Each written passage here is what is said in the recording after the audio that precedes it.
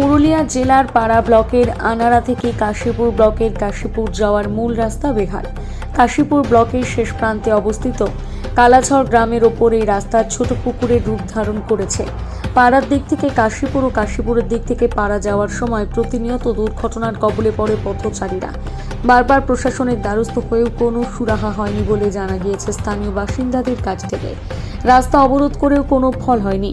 2023 সাল থেকে এখনো পর্যন্ত রাস্তা মেরামতের কাজ না হওয়ায় প্রতিদিনই দুর্ঘটনার শিকার হতে হচ্ছে নিত্যযাত্রী থেকে পথচারী ছাড়াও স্কুল ছাত্রছাত্রী, শিক্ষক শিক্ষিকা সহ বিভিন্ন অফিস আদালতে কর্মরত অফিসারদের জীবনের ঝুঁকি নিয়ে পথচারীরা যাতায়াত করছে বলে জানা যায়।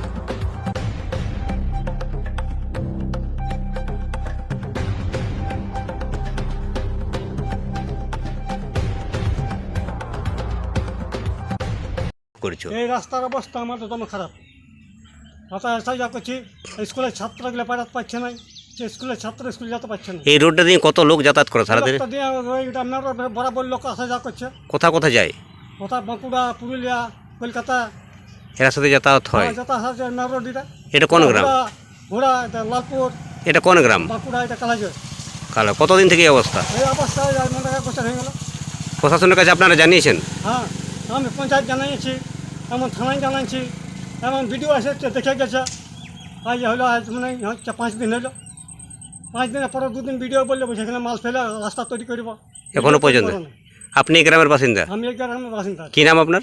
আমার নাম অমূল্য মাহাতো।